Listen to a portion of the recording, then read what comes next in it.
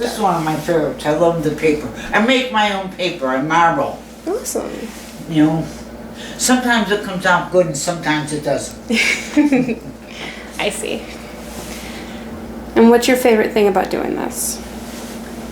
Oh, I just forget about the whole world. Yeah. You know? Just immerse in the craft. Yeah, you know how it is? Yeah. That's the best thing. Everything goes away. That's awesome. Everything goes away except what you're doing. Just get into it and time flies and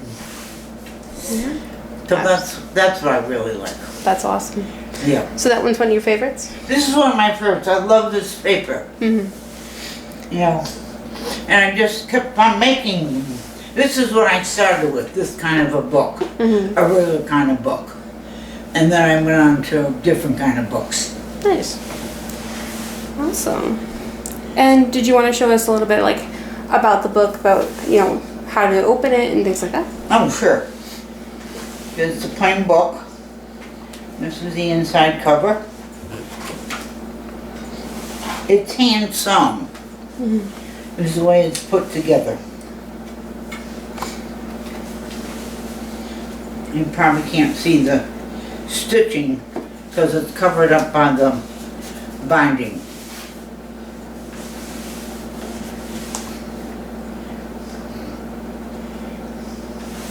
That's awesome.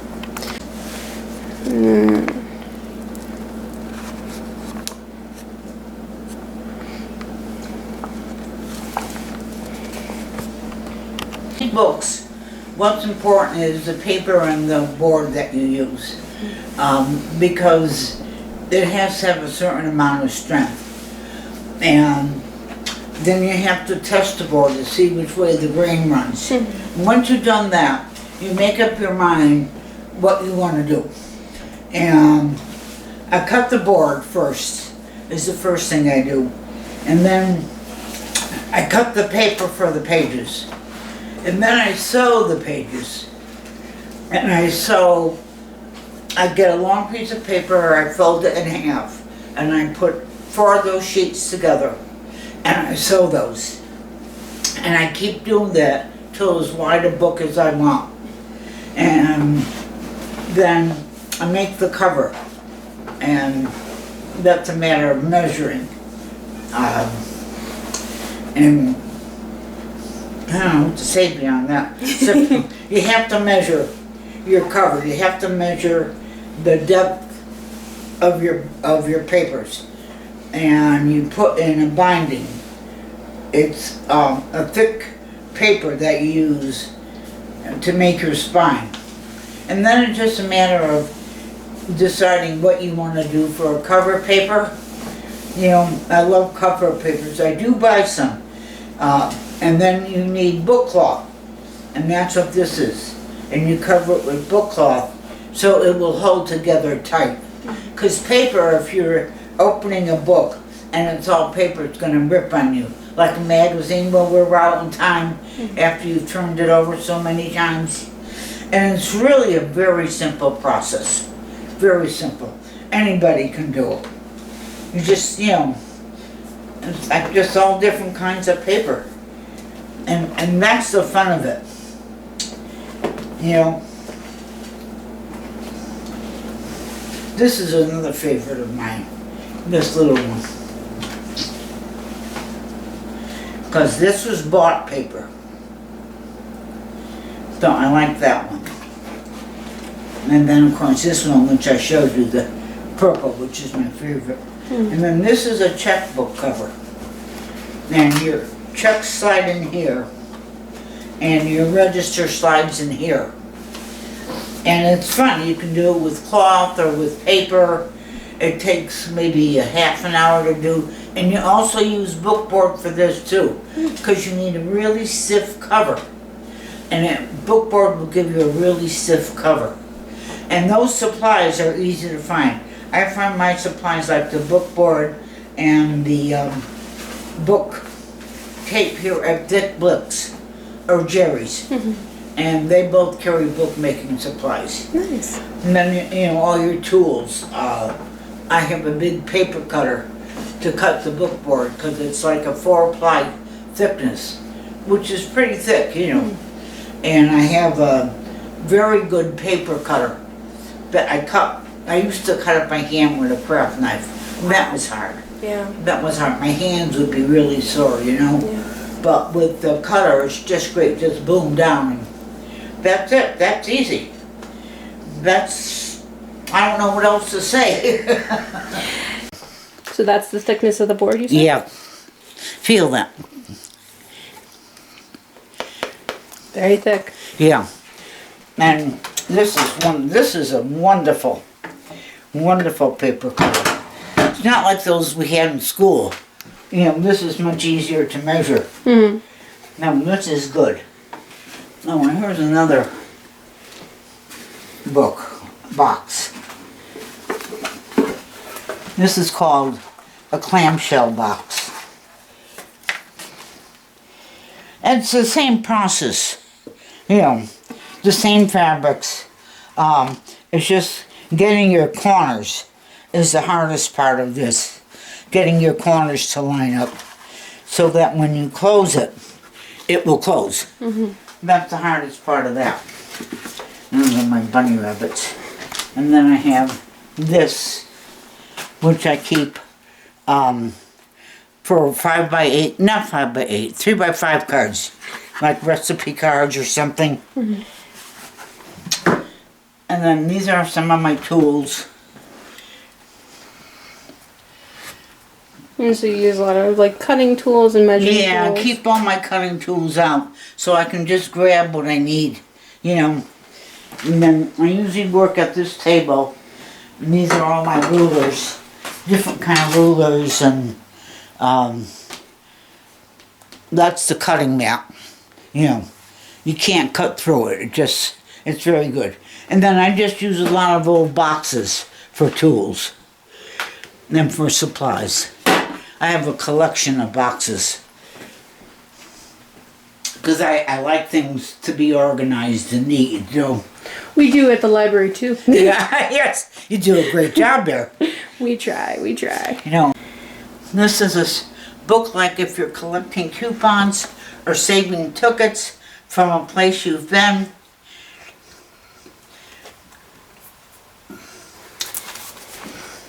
And it has envelopes. So if you're collecting like coupons, and then you can make notes because the paper's in here. But this was a fun book to make because of all the stuff on the outside.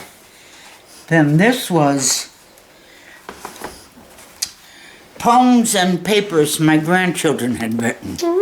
They made the paper. They marbled. Nice. So I have the marbling, and I made the book up for them. And then it's all their stuff. Pictures of stuff they've made, and poems, and writing. I love this book. This is, you know, it's a treasure to my heart. Of course. And then this is made from skewers. You just cut the ends off.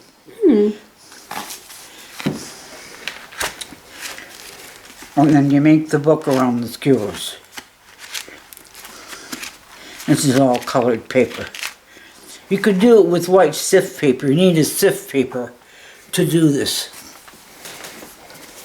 And then this is a book to keep photographs in. You just cut the holes and you can keep your photographs in here.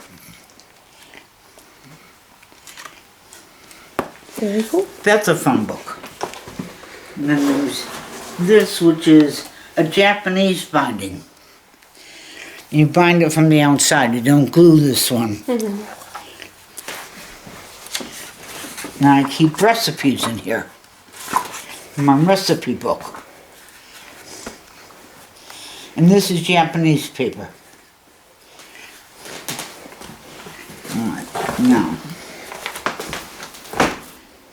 Don't remember what this was. It's a memory book.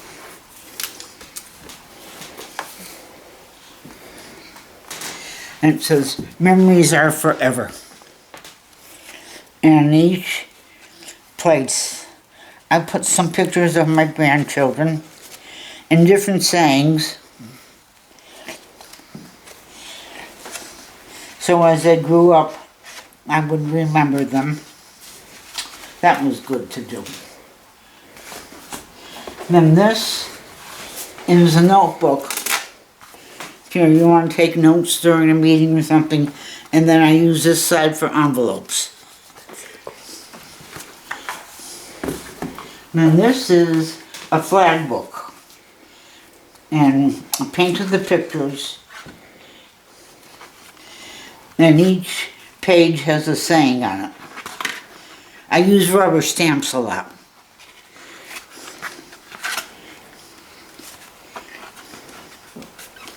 Oh, and this one, I have to put this on the table. It's really big.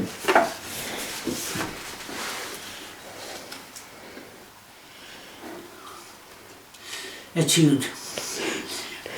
And what kind of book is that? I can't remember the name of it. I don't know. It's layered, you know, but I don't remember the name of the particular kind of book, but I love this. It was fun. And I did it with stamps, and I did the back with stamps too. Stamping is a lot of fun. It's not like it used to be where everybody was doing it, you know, so it's hard to get supplies now. Mm-hmm. But Amazon does a good job. I have to call Amazon. Then I have to remember the name of the color I want. And that's this book. Like a little notebook. You could carry that in your purse. And then this is an embossed velvet book.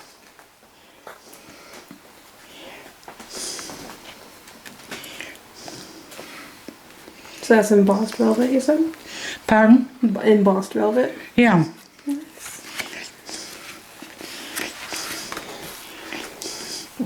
It's funny, you do that with stamps too. It's amazing what you can do with stamps. And this is a cover for a book. And then the book is inside. And that's what I wanted to show you.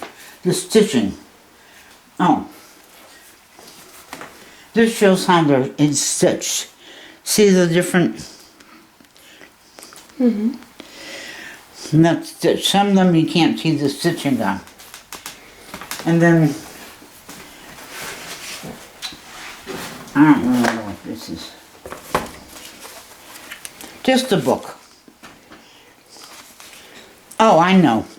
To cut an opening in it so that you can see. That's a fancier stitch. It's a chain stitch. Yeah. And you know, the paper, of course. And this is an artist book.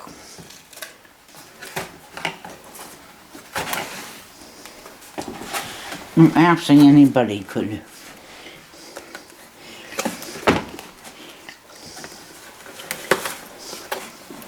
Wait a minute, does it go? I think it goes this way.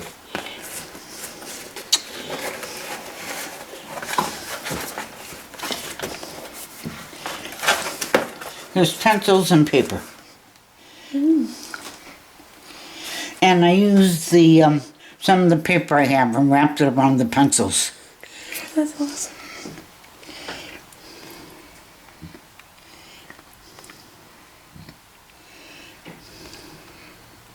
So you can draw on it, you know, sketch or whatever you want. It's all complete in one thing. And then this is what I call an explosion book.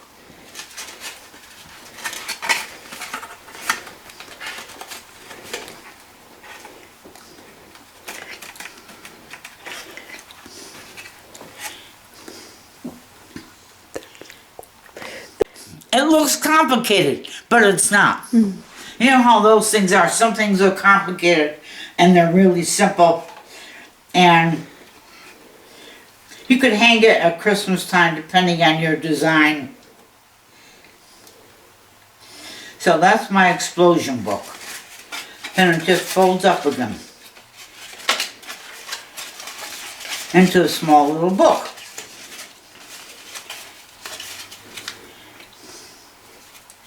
That's the explosion. And these are just small tiny books I've made. This one has a pin in it because I wear it.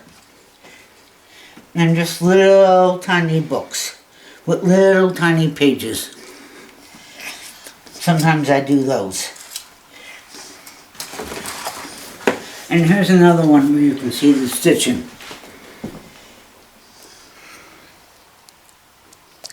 That's cool.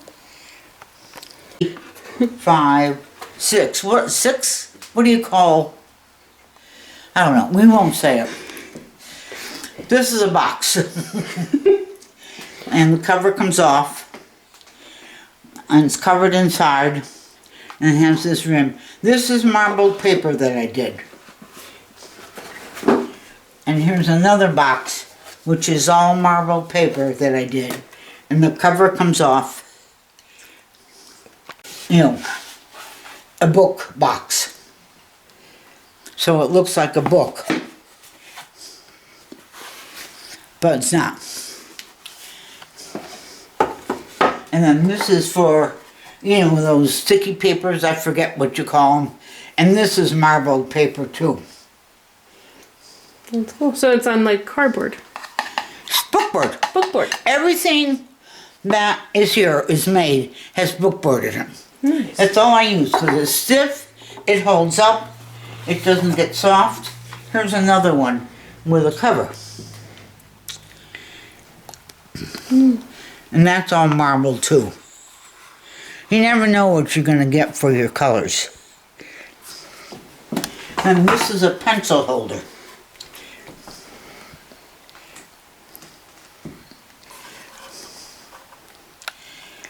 But see the swirls you get? I'm lucky, I have a cellar. Then of course this box.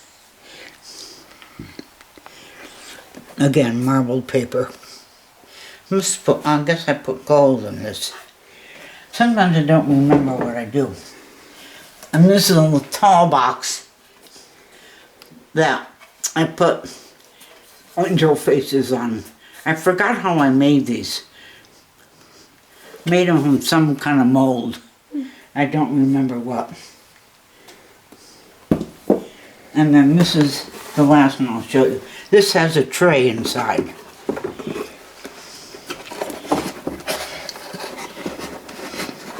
And you lift out the tray. It's like for jewelry, you know?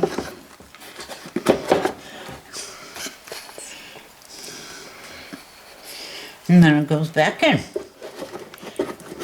These are hard because you have to get just the right fitting. You know, you gotta make sure your cutting is great.